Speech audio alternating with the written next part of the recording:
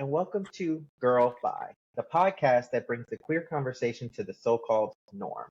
Today, we've got a guest with us that has probably danced in front of one of your straight husbands at a bar, or maybe even has been able to keep the attention of one of your younger queer children, somebody that has truly got the girls together in the queer community in Charlotte when their drag might be falling all over the place.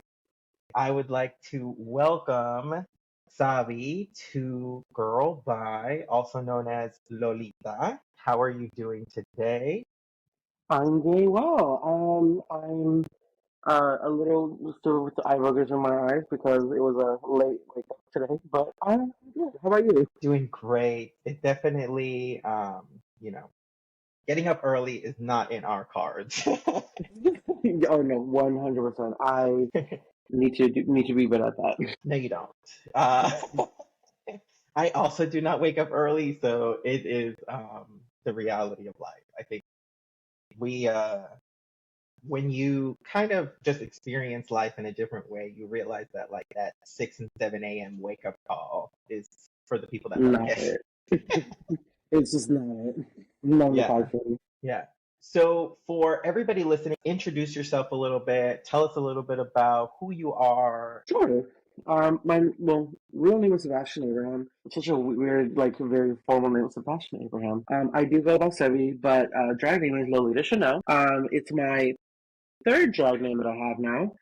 I come from Charlotte, North Carolina, born and raised.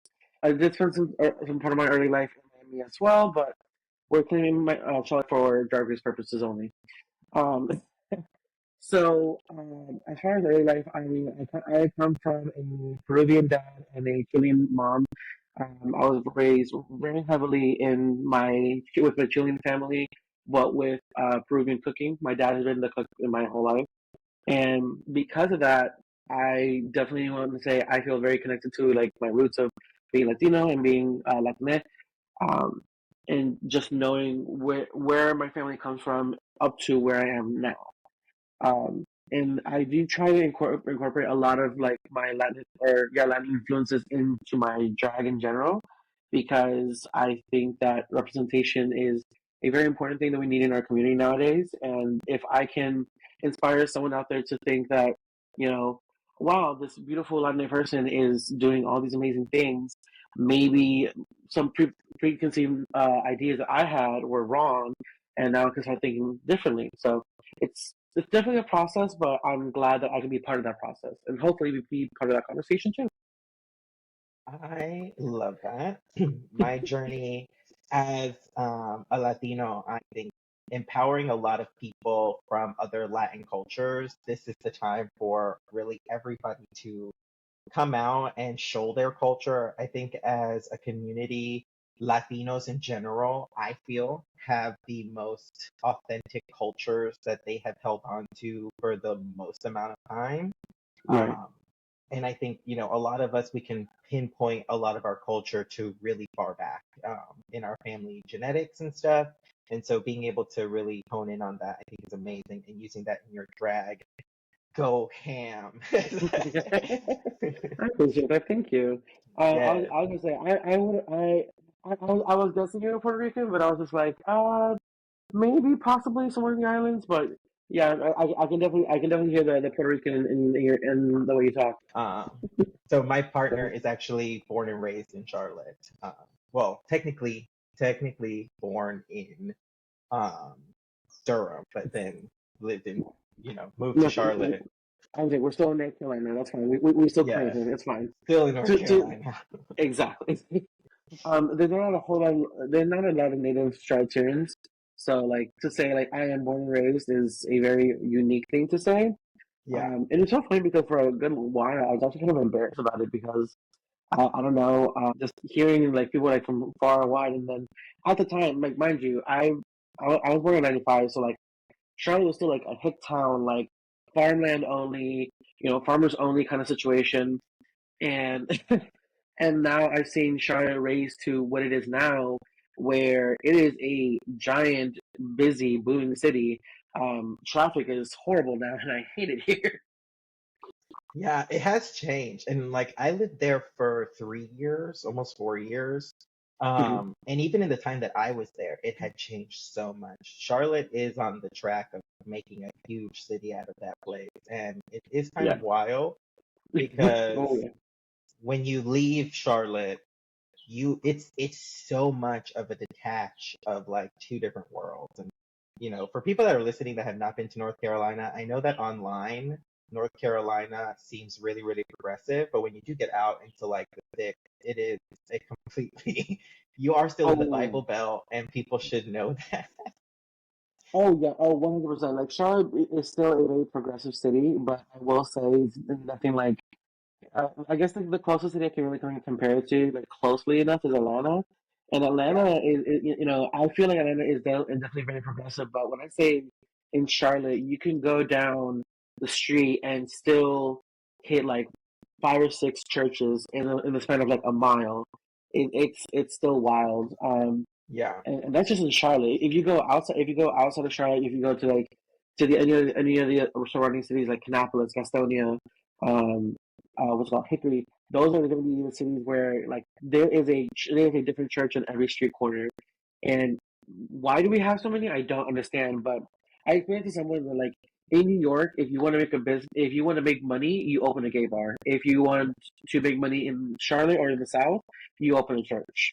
Like yeah. that's You just need how it is. the tax break.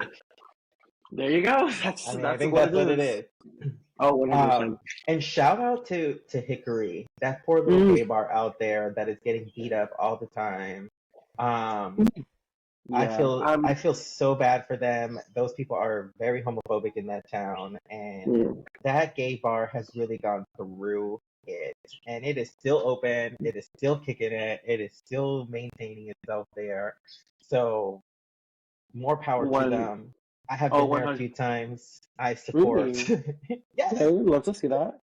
I definitely will say, as much as I would love to, talk about all these places I perform right now, because I do mainly stick to doing shows at like breweries or brunches or what people could call queer friendly spaces. Mhm. It's a sad thing to say that queer spaces are a dying breed here in the South. Not too long ago, did we have to close the doors at Scorpios, and Scorpios is one of the oldest, longest going gay bars in Charlotte. I know that in Hickory they have Club Cabaret. In Asheville they have, I believe, Scandals, or I don't know, because Scandals I believe is a straight bar that does queer nights, or if it is just a queer bar. I want to say queer bar.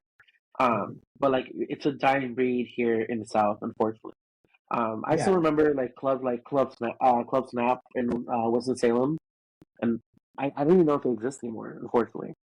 So, Yeah, I've never been there. oh, baby, it was definitely a time. I'll say that. I went to clubs in Greensboro, and from that experience, I never went to Winston-Salem because I did not know what to expect. Because what was that club? Chemistry in Yes, Greensboro. chemistry. I will say that's an experience. Oh yeah, no, I was say recently they started booking me in chemistry, which I was very thankful for. I'm like, okay, thank you. And they have a very wide range of like what they do for entertainment. It's typically they do an 8 o'clock show, which is like the people who want to come out see the girls, but like they're not really wanting to like stay out too late. So that's the 8 o'clock show for them. The 10 o'clock show is kind of like a merger of like people who want to like stay out and party, and also the people who don't want to stay up super late, but like still like want to go out and see a show, all that good stuff. And then the 12 o'clock show is like real party people. They're gonna be there until the closing hours of the bar, and that's where like you really want to like go in on like what you do. Yeah, Recently, when I performed there, I brought up a bit of a body positive number, you could say. I just got naked, essentially what happened. But they all went wild for it, and like they live for the crazy stuff that you could do at those later hours. And like the earlier hours, you want to keep things light, you want to keep things dancey, but yeah, it's so wild of like how chemistry has really catered to each audience of what they want to do, and they Yeah. create a show for them specifically. Yeah. Really, I mean, there's not a lot of places over there either to go. So I think it's really smart for the club to maximize kind of its approach there. 100%. Yeah. So diving in a little bit to growing up in Charlotte, when did you really understand that you were not fitting the social norm? Funny enough, I think I always knew that I was queer. I still remember when I was like 5 years old, my mom and my grandma would always want to go to like the stores, and I'm like, I'll tag along. I'm always cool to go down to. And they would go to like TJ Maxx or Marshalls or whatever, and like I would walk around with them, but then we walk past um the men's underwear section or the men's like t-shirt section, and you get to see like the shirtless man or like the basically like from the torso down. And I Mhm. always remember just getting like all hot and bothered about like what's going on. So I always knew I was unfortunately attracted to men, but um I was able to at least kind of like try to like keep it or keep it to myself. Um, there, granted, I don't think there was a lot of hiding I did in general because I came out to my parents at the ripe age of 12. Um, I remember my mom had caught me watching certain films, and just kind of what everyone goes through a show.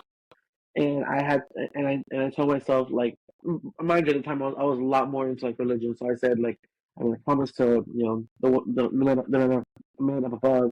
And I was like, if I get caught one more time, I'm just gonna tell the truth. I'm not gonna lie anymore. I'm just gonna tell the truth. And lo and behold, I was caught. My mom went through my phone and saw websites. So um, I came clean and I said, hey, well, I'm attracted to this. And she didn't super take it well. My dad, oddly enough, was very different. He more just sat me down and asked me a bunch of questions. My mom didn't take it well at first, but years later we had a conversation where she apologized of how she reacted, and she explained to me that I felt like I had done something wrong, and I told her like you did nothing wrong. Like it was just I, since I was a kid, I knew that I was attracted to you know guys, Yeah. unfortunately. I will always say unfortunately because it is not a choice. Let me tell you that. I don't like it, but I still do apparently. Uh, Yeah. so, but definitely, growing up in the South, it was an interesting time getting to see that just because I was attracted to someone of the same gender, or I was attracted to masculinity, it Mhm. was not something that was received well. I was always seen as like, oh, it was the wrong thing to do, it was the bad thing to do. I tried to repress it for so many years, um, to the point where I would kind of stop talking to people in general if I knew that they were anything off the beaten path. And Mhm. I do regret that. And once I finally did come to terms with it, there were some people that were still in my vicinity, or like I was still going to school with, that were also queer, and that I had not was not treating them best when I was younger. So I would have those conversations with them and say, "Hey, I think the reason why I had such a difficult time talking to you or like being around you is because I wasn't ready to accept the fact that I was this. Even though from a very early age I could tell I was. Yeah. So I hate that the mindset here is that you are, if it's different, if it's something that is not the norm, then you are to hate it. You are to bash it. You are supposed to push it away as far as you can. And instead, I hope that one day there's going to be a time where if someone is anything different than what you are, you can say, okay, well, I don't know anything about that. Let's sit down. Let's talk about it. I want to learn more. It's not Right. whether you're different, so I hate you. I will hope that it comes to a day where, hey, you're different. Let's talk about it. Let's find out why, or like let's get to an understanding of each other. I guess is one I hope one day happens. Yeah, and I think that that is something to really hone in on as a whole is the fact that as a society, we've come to a place where really, if you're different, it is just, and it's not just queer, right? Like if you're different, people ostracize you in one way, shape, or form. And I think it goes super far back. It goes super far back to, even thinking about people of different cultures, different skin colors, different um, languages. I mean, all of this stuff has really been ostracized for so long, and I think it all boils down to a fear, right? You're Mm-hmm. fearful of the unknown because you don't know. And I think being able to educate people, which for some reason is something that a lot of people don't understand, that the more education, the better we are as a society. And Exactly. so as we kind of continue to boil into, educating more people, getting people to open up their minds to acceptance of all forms, Mm-hmm. I really think we'll get to a point where as a society, we will be kind of just leaps and bounds moving forward in technology, in healthcare, in all of these different industries. Because a lot of the time, people who come up with the newest inventions are usually the weird people. They're Yeah. they're usually the people that are really kind of leading in some of these different areas. So being able to, really get that understood and teaching people is so important. One Um, hundred percent. Yeah. So growing up in Charlotte at such a young age, how was it being in school? Were you kind of like from afar away, you can spot that you were queer? Did you hide it for a while? How did that kind of work? So for most of my elementary school and middle school, I experienced I don't know if I would say severe or extreme bullying, but definitely bullying. I definitely felt like the odd kid out. I didn't have a lot of friends. I didn't have a lot of people that wanted to talk to me because I always grew up like the chubby kid. I always grew up like the kid with glasses, and back then that was the thing that like kids knew what to make fun of. So that was the one thing. And then uh, somewhere down the line is where I said, you know what, I am not going to hide who I am anymore.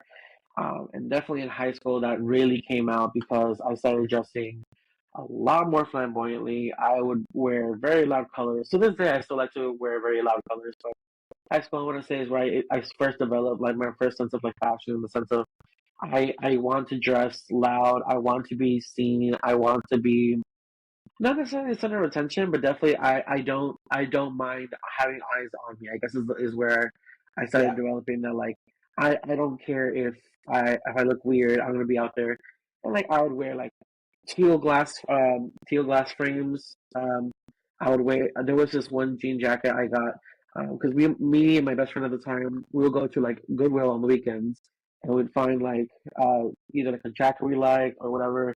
I specifically remember this jean jacket I found at Goodwill. I took it home, I bleached it, and then I dyed it orange. And I loved wearing that jacket to school because I was like the most insanely dressed person out there. Who ever heard of a neon orange jean jacket? I was breaking boundaries. Um, but I'm kind of jealous. I want one now. I got you, girl. I got you. I'm like But I'm like that kind of sounds fire. baby, I felt like the moment, and I think now looking back at like those moments, I'm like, yeah, I think I could see that I was always meant to do drag because drag is very much like it's not necessarily like not like I want all eyes on me, but you do. But it's Yeah. definitely like I am commanding my attention. I am commanding the attention to be on me. So, but like I said, like back then, in high school is where I really developed my sense of being myself. Mhm. But that's also where I saw like I went from being bullied about being fat and wearing glasses to being fat because I started wearing contacts. So being fat and um, being queer. Yeah. I'll never forget this. There was this girl that I just did not get along with, and I remember once I felt like I felt like I was like the country cunt girl of like of the ball because I remember I walked she rode my bus. So when I walked off the bus, I turned to her and I was like, you know what? Just because you're this Christian girl, it doesn't mean you have to be such a bitch. That's all I said. All I said. And the next day, this guy that I guess liked her and was trying to get with her or whatever, or like was being very protective of her. I don't know, but Yeah. um, he came up to me and like grabbed me by the shirt in front of like the whole courtyard and like said like, "Don't you ever say something like that, or I'll beat the gay out of you." And I'm like, mind you, at that time I had not publicly came out. I was just being more flamboyant and not, Yeah. being scared of it. But I remember, I remember that because in my mind, I don't know what went through it, but when he grabbed my friend, he was like, "Ooh, you're grabbing me so tightly." It's like You're bother like, ooh, him. I kind of like this. Like, am I the problem? Yeah. Um, Am I the drama? very that. So, but like I said, that's what I remember specifically of like Yeah. growing up, and like that was the kind of bullying that I started to experience. My freshman year, I want to say was like I really just kind of like I'm out of the closet, I am gay, and like all that. So that's where I experienced like not really a lot of bullying. I felt more like I am out of the closet. I don't care who doesn't like me, all that stuff. And then my sophomore year hit, and then all the people who were, I guess, people that I thought were like on my side of my friends, Yeah. um, started to like distance themselves from me because they didn't want to be associated with the queer kid, the gay person.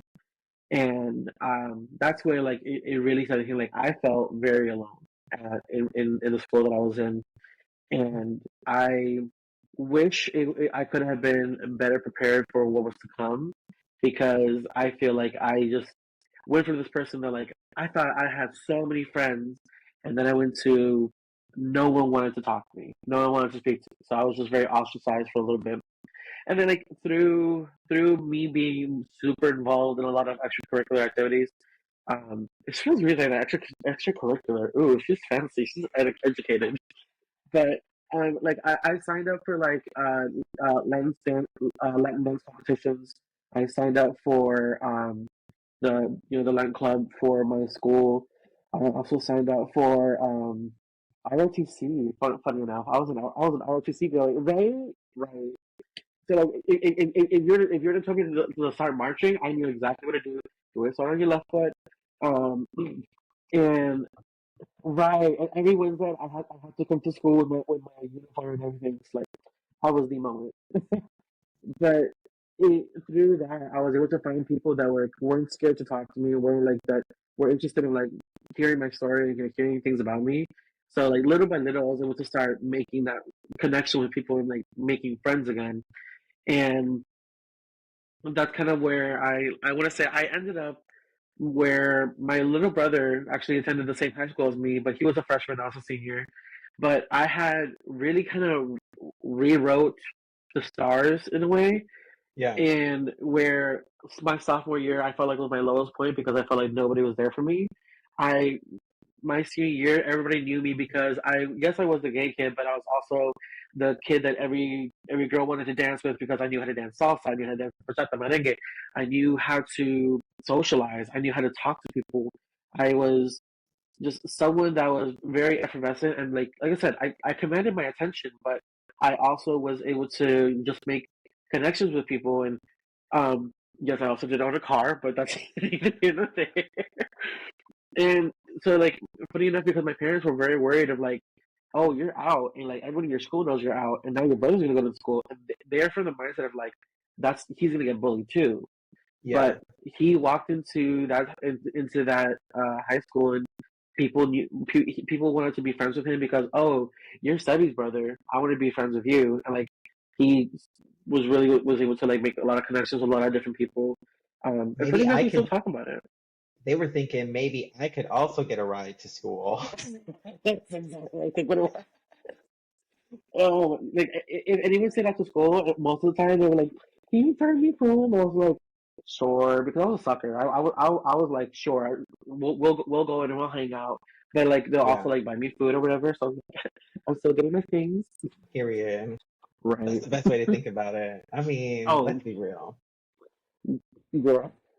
If I could write a book, but like I definitely want to say that like high school was was the epitome of me really learning how to control my own power in the sense of like Hmm. this is my story and I'm gonna write it how I want to versus I am the victim of the story and I want to just not be seen.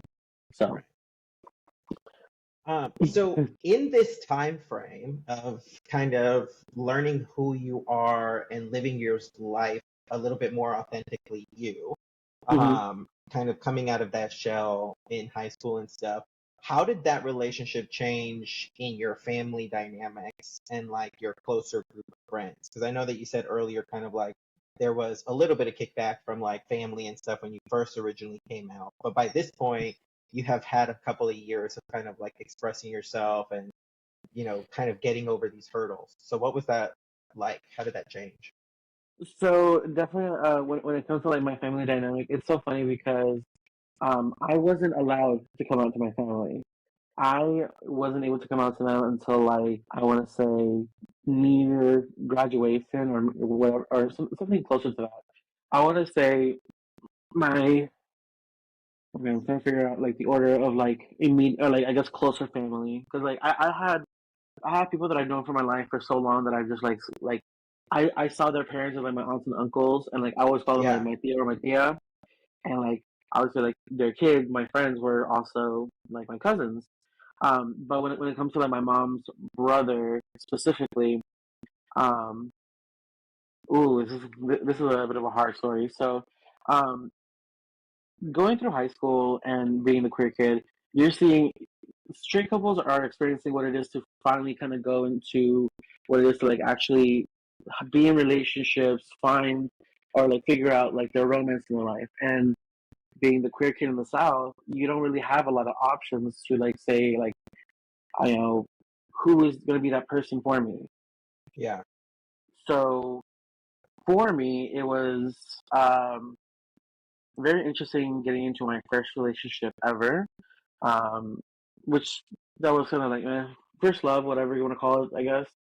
But then what came afterwards was I got into a relationship with someone I probably shouldn't have.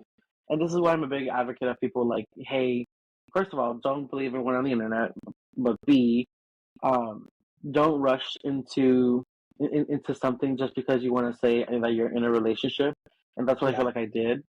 I was so desperate to find love for myself that anyone who would be willing to give it to me, I was willing to kind of like be there or like accept whatever they were going to give me. yeah. And I ended up being in a relationship with this guy. Um, I had lied to him and said that I was 16 when I was really 15, and he said that he was 18, but he was actually 20. So when I had turned 16, he was 21, and you know the math. Um, and that was I want to say the biggest rift between me and my family because I think my parents were still in the process of like maybe this is as most parents think this is just a phase, this will pass. And Right, when I got into that relationship, it really put a lot of turmoil between me and my parents because I was lying to them a lot. And my dad always told me that he is not the fact that I was in a relationship that bothered him. It was the fact that I was in a relationship with an older man and the fact that I was lying about it. So right, that kind of was what really put a lot of issues between us. And so it wasn't the fact that I was gay that my dad had an issue with. It was the fact that I was like lying. And that was already a bit of a process to like try to find out and regulate.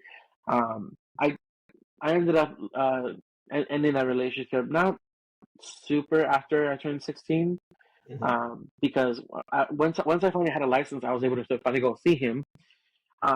He dumped me essentially, and I I I. I don't know. I look back at that. I was like, I feel like I did not really know who the person was. I was just infatuated with the idea of being in love with somebody or having right, someone love me. And then I entered my an actual relate my what I would consider to be my actual first love. Like would have conversations with this person. I had interest in this person, and that's kind of what really started weighing things of like my the rest of my family started to know. Like I came out to my cousins separately and like individually. I kind of told them like started to know like, hey, so I'm, you know, my cousins were all pretty like accepting of it. Like they never really had much of an issue with it. They're like, you're my cousin, I still love you, whatever. right, But I never came down to my aunt and uncles, and I remember that this guy that I was in a relationship with, I was long distance. Again, I'm in the South. No one wants to be out and queer. And I like, I was looking. I really wanted to look for love, and I ended up finding it on Twitter.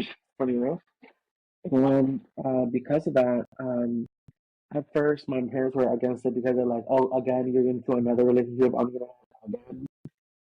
But little by little, like I would I would get on like video calls with him and like show my parents Hmm. like this is him, this is the person that like I'm talking to, like I can see that this is who this person is. Yeah. And little by little, eventually my parents said, all right, we'll go up there and we'll see him once and see how that goes.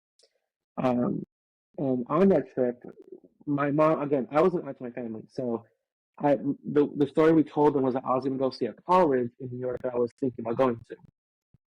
So, and I ended up did passing in front of the car. I Yeah. really just took a picture in front of the sign and I was like,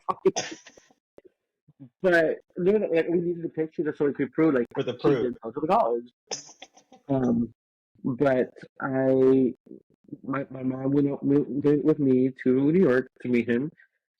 He met us at the airport with his mom, and like it's very much high school romance of like, oh, like they, the two star-crossed lovers finding me or something like that. Yeah. And um, when you're a teenager, you're not really thinking about a lot, and like I was not thinking. Living. So I immediately on my Instagram took a picture of us kissing, and I posted it, like, look guys, he's real, like he really is my boyfriend. And my cousin, um, she was very young, so like her parents were monitoring her social media, and she had recently followed me. So they went through her Instagram and found the photo of me kissing my boyfriend, took a screenshot and showed it to my grandmother, like added me to her. And oh, girl, if I go into that one, we're gonna be here all night. Um, I want to say like that put a major turmoil on like my family relationship for a little bit. Yeah. Mainly because like I for a long time just did not forgive my aunt and uncle for doing that. They want to say that like, hey, my uncle's the one who did it, my aunt did nothing. I'm like, it doesn't matter to me. Y'all both knew what you were doing, so it put a lot of turmoil between us for a very long time.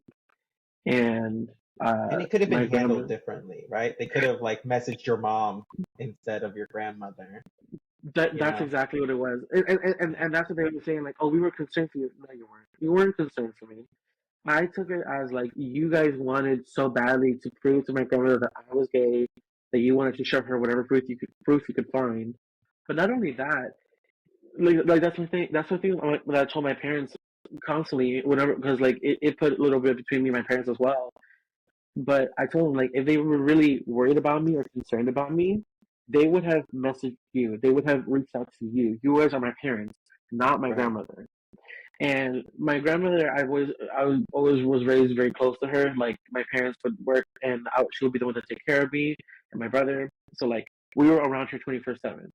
And like she, now that she's older, she admits that she's Yeah. like, you were my favorite. So like she's like I whatever. And like and also now she'll also say like I had thoughts about you, but I never wanted to believe it because she's a very Christian woman. So she didn't want to see that part of me, but eventually there was like no, there was no hiding it. Yeah. So eventually, like I said, I was outed to her. When I came back from that trip, from meeting my boyfriend for the very first time, I had to then have a conversation with her and be like, "Hey, what's up?" Yeah. And she finally got to know about like a lot of the things that I went through, like with my parents, with school, um, and we kind of came to an understanding of like, hey, it very much like don't ask, don't tell. Like she won't ask about it, she doesn't want to hear about it. So that's kind Yeah. of how it was. Now we are definitely in a way different place in our life, where to the point like she even knows I do drag. We call it my other job or my night job, but like she still refers to like, oh, do you have a show today? I don't think we'll ever get to the point where she was gonna come see me, but at Hmm. least like we're in a better place between the two of us. Have you ever invited Um, her to come see you? I did once, Okay. and she was very honest. She was just like, "I have this certain image of you as Yeah. Sebastian. I don't want to see Lolita." And I was like, "I can respect it. Did it hurt? Yeah, but I Hmm. can't get mad at you for being honest and just saying I had a certain view of my grandchild. I want to leave it like that." Yeah. So that's as far as that goes. But like, I want to say that getting into, I guess, what I would say like my very first serious relationship, my first love, is kind of what helped really start the conversation in my family. Like, we have a queer member of our family. We have Yeah. someone here who is queer, and there was no denying it at that point. And there's still some times where like there's a little bit of a weird opposition between me and my uncle and my aunt, but like we did eventually at some point in my life we finally did get to sit down and have a conversation about it. And I told them like, you guys can say whatever you want to. I know that you guys did it with bad intentions, but I'm now at a point where I can say I have to forgive you for my own peace, not for you.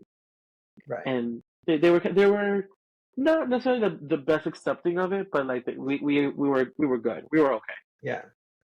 And I find it really interesting because this is pretty similar throughout all of kind of the Latin communities in general. I never felt like my mom hated me or anything, but like I Hmm. also felt like my mom hid it from a lot of people for a long time. Yeah.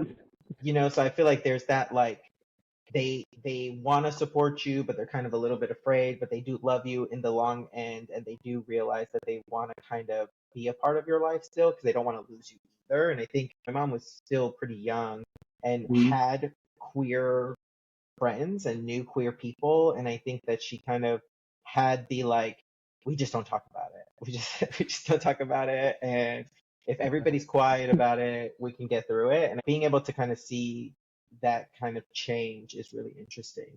And I find it funny because One. No, go ahead. my grandmother was again a person that was super close to me, and I think that that is pretty similar in all Latin communities. Our parents work a lot to make things happen and all of that stuff, and so our grandparents are our babysitters and our people that we spend a lot of time with. Yeah. And my grandmother, when I told her, was kind of funny because she was like, I already knew. Like, this is not a secret. It might have been a secret to Ya you. sabía que era mariposa. Yeah, you know what I mean? Like, yeah, it was written on the wall, and Okay. she already knew. And it made it a very different conversation because you're talking to somebody that just ignored it. They just until you want to talk about it and until like it becomes something that I need to worry about, it kind of was just there. So it's really a different feeling for sure, especially going through Hmm. that. Oh, I definitely would agree with that. So, mind you, the grandmother that I'm telling you about the story was on my mom's side. This is on my mom's side of the family. My dad's side of the family had a very different way about it all. So I had mentioned the person I was in a relationship in high school, like who I would consider my first love. Um, I originally tried to meet him before I would go in with my parents. So the way I would do that is because I had an aunt that lived in New York, and I was telling her like, "Hey, can I come and visit you so I can go check out a school?" Obviously, that's not what I was gonna do. But at the time, she wasn't on good terms with my dad, so she was like, "Well, I'm only okay with it if like I talk to your dad about it." My dad knew about it, and he was like, "Fine if I went to New York." But my mom was the only one who was willing to actually have a conversation with her. And my aunt kind of like kept driving me because I'm like, I need to talk to your dad. I need to talk to your dad. And mind you, I'm so desperate that I wanted to go meet this guy so much that I will make the bridge that y'all will talk to each other on if it came to it. So like I really forced my dad to try to have that conversation with her, but it ended up they were just arguing and not getting along. So that ended up not happening. But my aunt could kind of tell the writing on the wall from me trying to go to New York, Hmm. and it started a conversation where she talked to my other aunts on my dad's side, um, who then in turn talked to my grandmother. And my dad's a person that tries to go back to Peru once a year to go see his mom because my grandfather on my dad's side passed in 2006, so she's kind of just out there on her own now. Hmm. I have an aunt that lives in Canada. I have one in Miami, and the one that I was talking about in New York, I moved to Indiana, but I think she moved back now. Hmm. Regardless, so like they're really all spread out, Yeah. and I remember my aunts all kind of came together and kind of had a plan because they were under the impression my dad did not know that I was gay. So they wanted my grandmother to like sit my dad down and have a conversation of like, we know he's gay and we love him, and if you're not going to accept him, then one of your sisters is going to take him in. Like they had came together and made a plan for like if something were if my dad kicked me out, because like that's like I think the fear a lot of people have is like if I come Yeah. out, I'm gonna get kicked out. So all my aunts have kind of came together and made a plan. Like if my dad kicked me out, one of them were gonna take me in, and I was like, wow. Um, because I didn't know if I grew up super close to most of them, but like it really showed me like family can family doesn't have to grow up with you or like see you all the time for them to care that much about you. So it was real. It's so funny because when my dad went to Peru to go see her in the morning, like she sat him down, like they had the morning coffee and everything. She was like, "I need to tell you something." And it's like, "What?" And she was like, Me and your sister know that you're like Sebastian's gay." And I was like, "Yeah, I know." Like just like eating his food, and she's thinking like she's like, "Oh, this come to Jesus moment," and my dad's just like, "Yeah, so," and like just like eating. And she was like, "Wait, what do you mean you know?" She was like, "Yeah, he came out to us like years ago." So, and it was so wild because when he came back home, he told me about this whole interaction with my grandmother, and I was like, "That's so wild." And then I want to say a few months later, my grandmother on my dad's side came to visit the states, and she does this thing every few years where she comes and like visits every one of us, like our Hmm. all the families. And she was in Miami, but my mom couldn't get time off for work. So, and funny enough,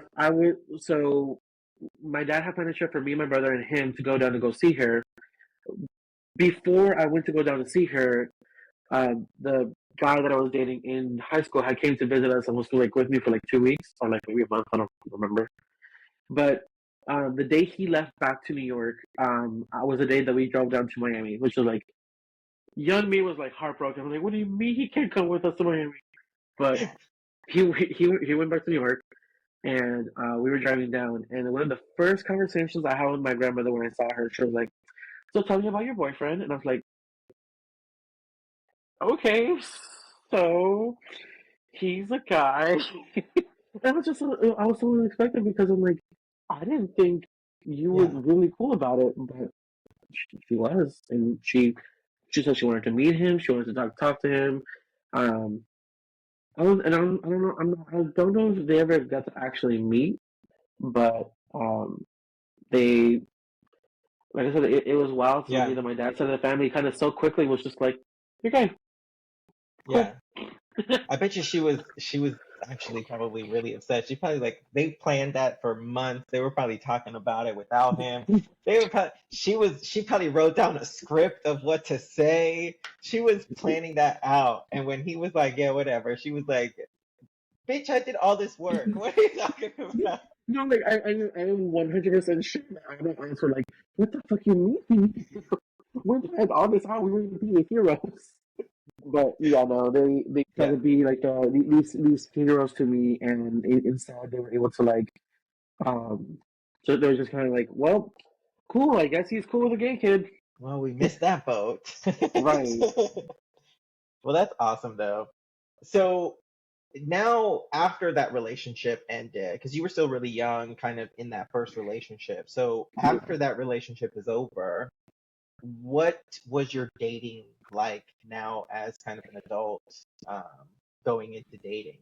Were you more of like, did you continue the like internet app world? Did you meet anybody in person? What was that kind of like? Ooh. So, oh god, that's a very interesting conversation. I have not been in a relationship since. I'm going on 10 years single. Um, because we broke up around the time where I was a little bit after I turned 18. But I remember when we broke up, I was I was in the I was coming back in the closet again because I had learned about what drag was. I started learning about those things, and I'm like, oh, I really want to go on the stage, like everyone wants to. And I remember a conversation I had with him where I was like, hey, how would you feel about if I were to start doing drag? And he, like, deadpan was just like, oh, we break up.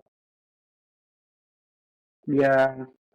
So he said like, oh, I remember once that, and the other time he was like, oh, yeah, I would never talk to you again, or something along those lines. Like I remember I asked him twice. Yes. So in my mind, I was like, so long as I'm with him, I can never try to do drag. Even though I like started buying heels and things, little things here and there, I was just like, so if I really want to go into drag, I can't be with it. And I think that's kind of what led me to finally say, like, I think it's best we don't date each other anymore. I don't think neither one of us broke up with each other. It was kind of an argument that happened, and we Hmm. both ended up saying like we just shouldn't be in a relationship anymore, so we broke up. And like the next day, I remember waking up and like we were still talking to each other, and he was like, "So we actually broke up." I was like, "Yeah, we did." And Yeah. then I want to say, so that was in July. August of that year, I went to Charlotte Pride in full drag. I had like the shittiest wig, the worst makeup ever. I had on a white tank top that I paid, I'm sorry, a white crop top that I paid way too much money for, and a mint skirt that I did not pay nearly enough money for because I stole it. And I wore the chunkiest heels you've ever seen in your life.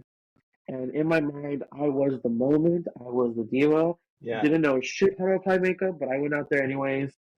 And 10 years later, now I'm sitting here. I'm making my car payment because of drag.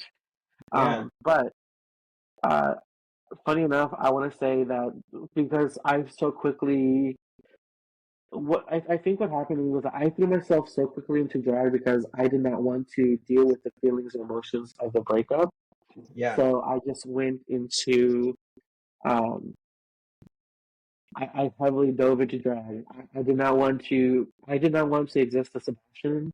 I did not want to exist as Sebby because I was hurting so much. Hmm.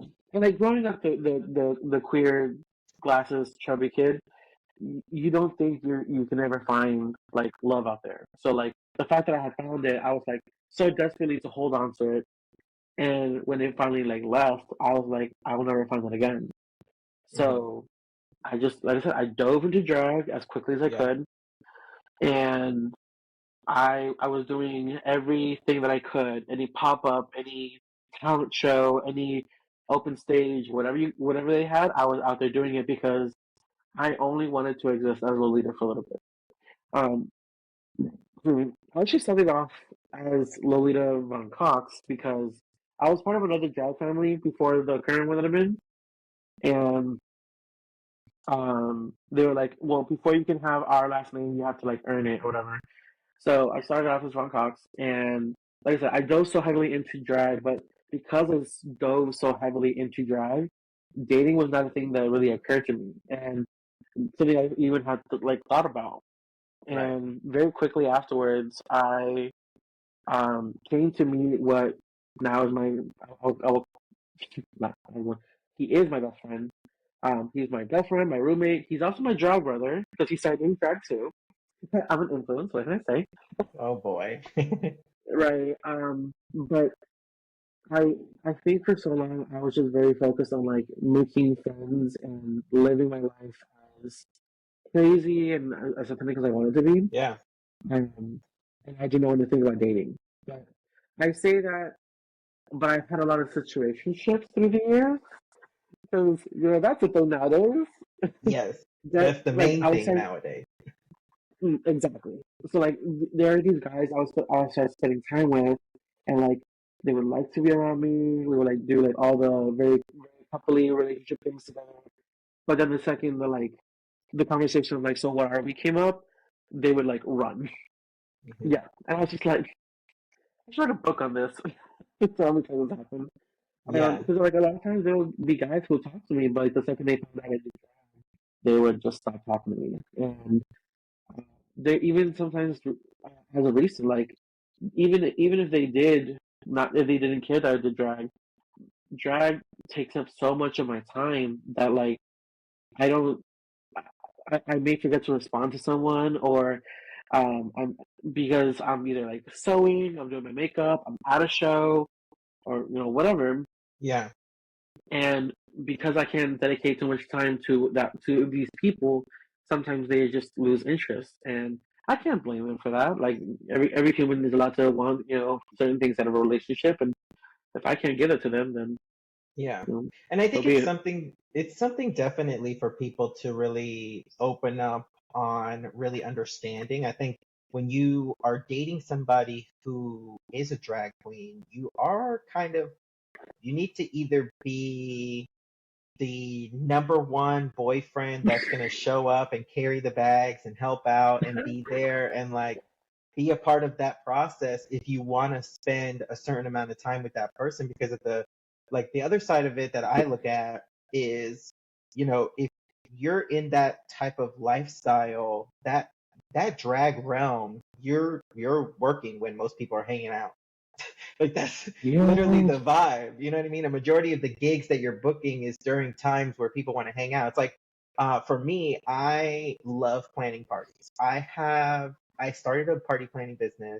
I did that a while ago. I listen, when I tell you I want to be the like person with the clipboard and the little like, like where the like doves go, you know what I mean?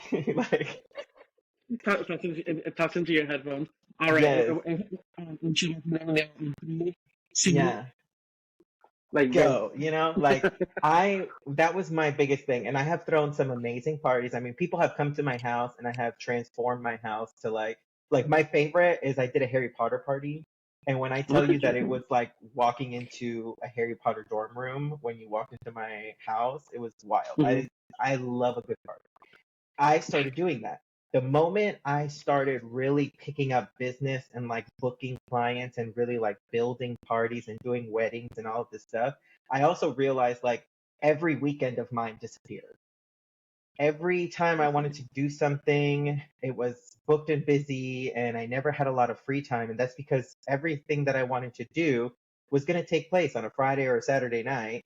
And I had to be planning all week to get those things in place. So when you're thinking about dating somebody in drag, that's part of that whole like when you want to hang out with these people or you're out of work, if you're working a corporate job, they're booked.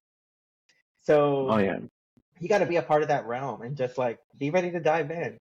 I'll be like in the back. And what's so funny is that for a good minute I was thinking like that's what I wanted as well. But I think I've come to a point in my life where I can confidently say I'm not looking for, I guess what we would call a drag husband.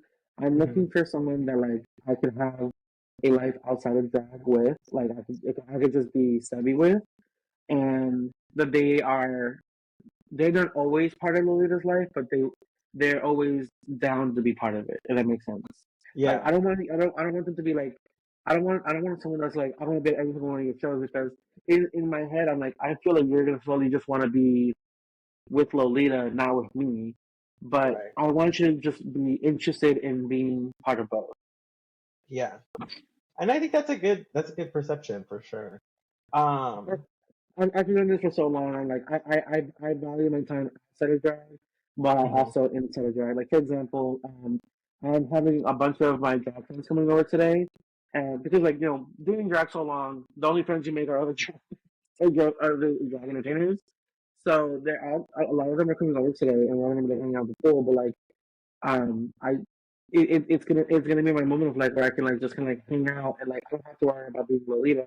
I could just be myself, and I could just correct. hang out and just chill. It's always part of the adventure, I think. It's really understanding what you ultimately want to make that Mm. relationship so successful. And I think the thing that I would say that you have probably learned more than most people is that you don't need someone else for anything.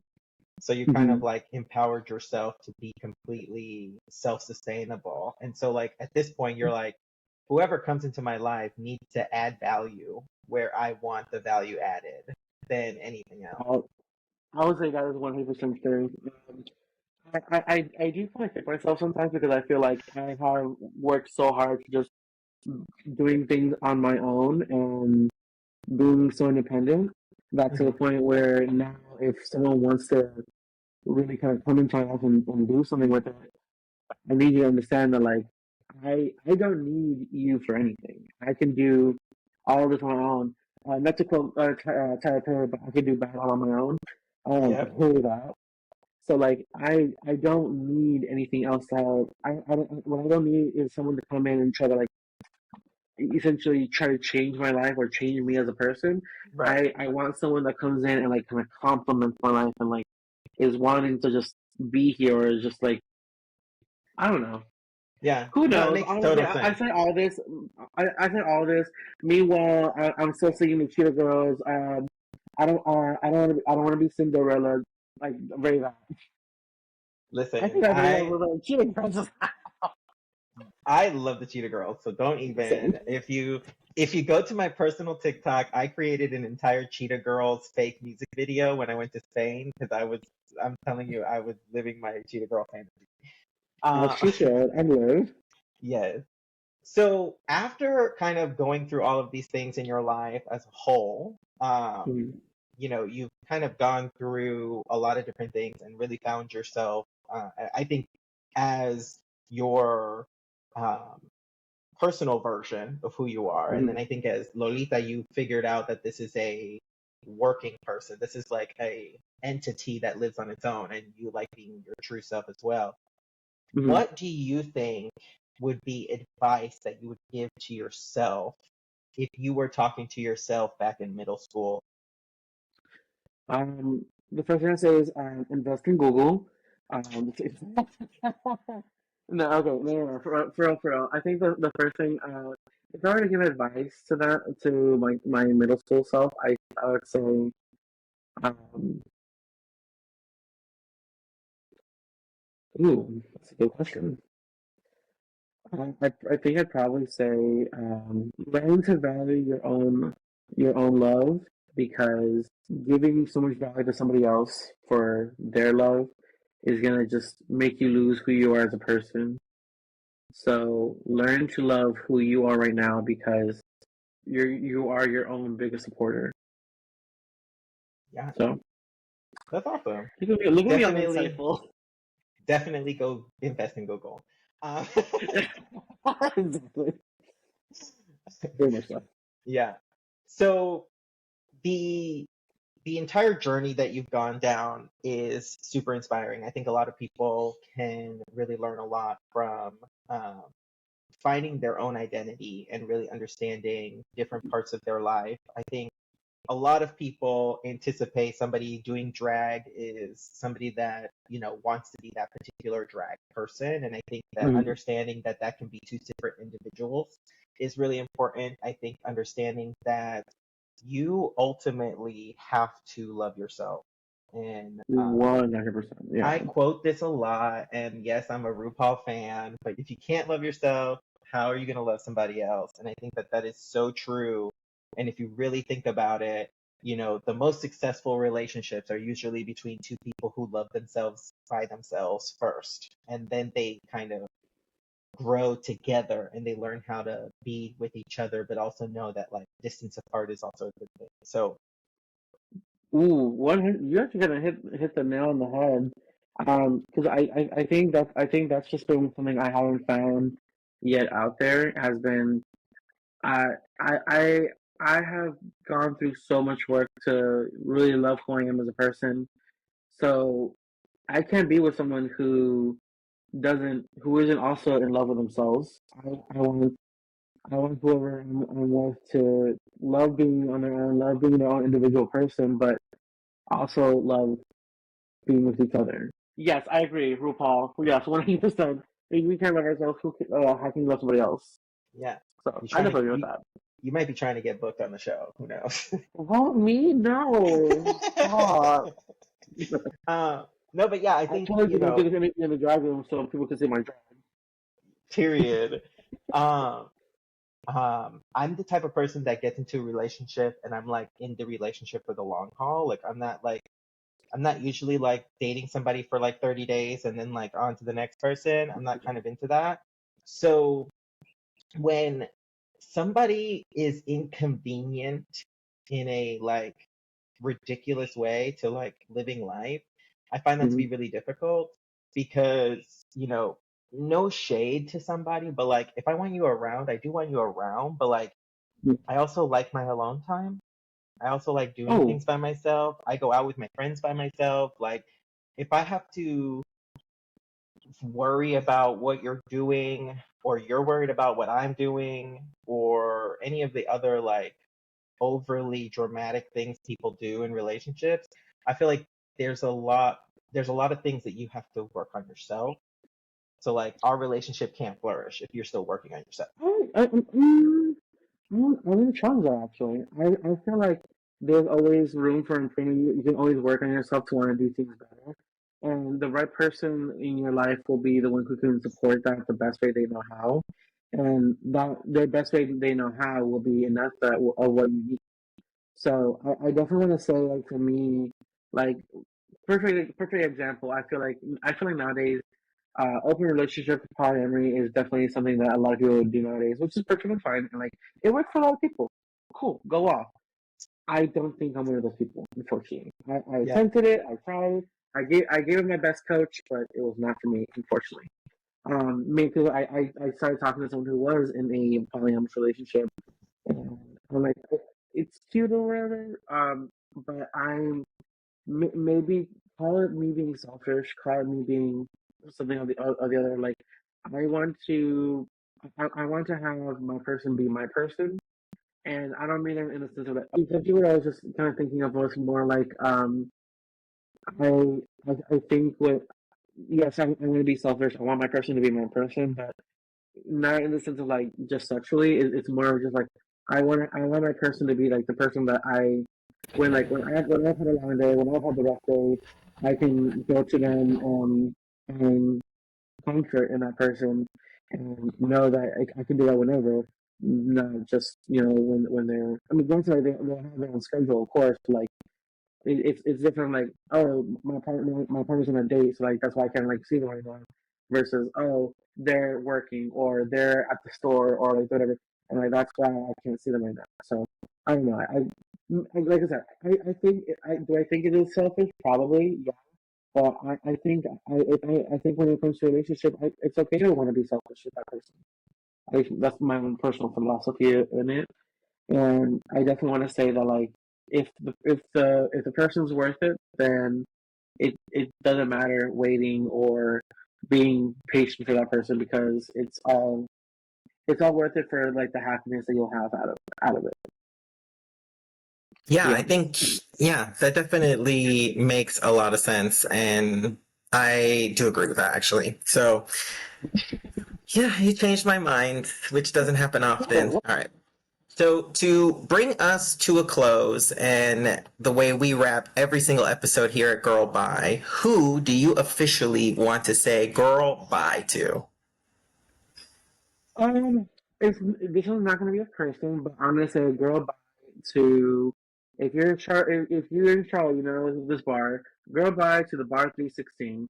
I'm sorry, I do not care if the owner has done a half-ass apology. I don't care. You have not apologized for the correct things. You have not apologized for things that matter. So to this day, if you work for that establishment, you know you are working for a known serial abuser. You're working for a known racist. You know that you are working for someone who is just not a good person in general. So only one of the owners is that person. I feel bad for the other one, but they choose to still partake in it. So hey, you're just as guilty. And is it controversial? Probably, but I don't care anymore. Girl, bye. Period.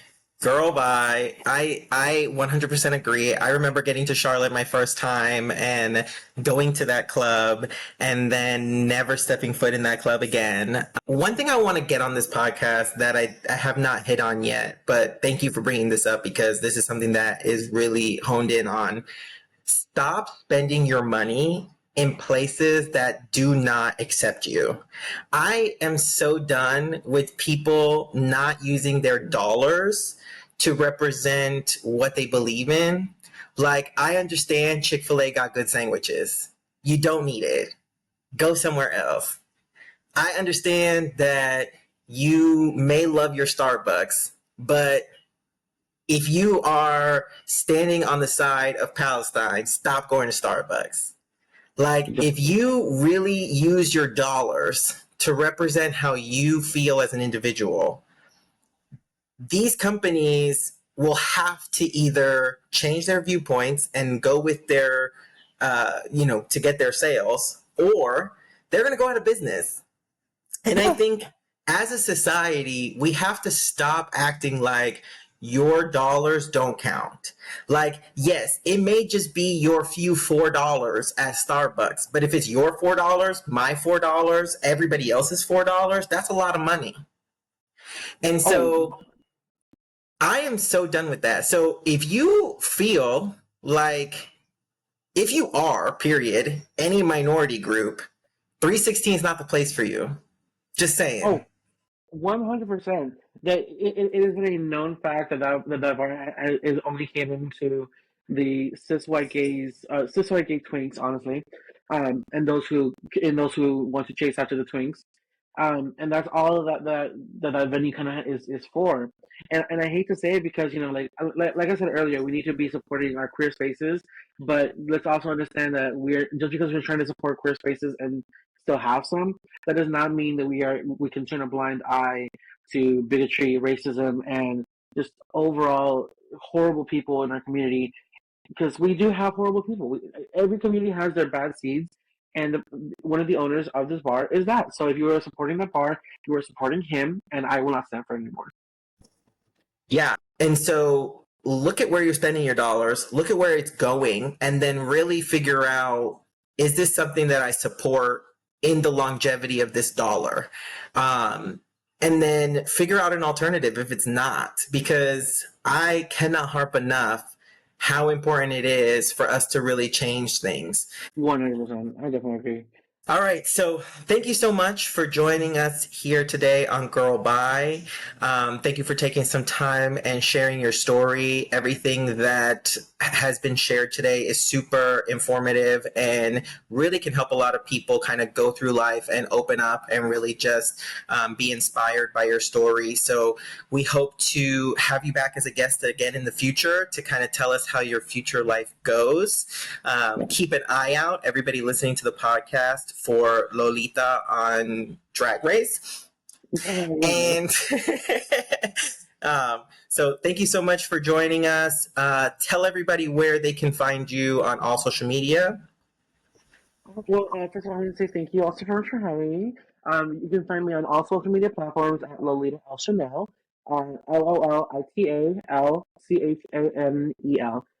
And just by the way, don't just put in Lolita because apparently Facebook flags it as like something horrible. And it's not. I don't know my thoughts on that, but we'll say that for a future episode one day. But yeah, so make sure you type in my full name, Lolita L Chanel, and you'll find me. Awesome. We'll tag everything in the description below. So definitely make sure that you go follow Lolita's career. And thank you so much for joining us. We're happy to have you. And we will catch you on the next one. Thank you so much. Bye, besitos.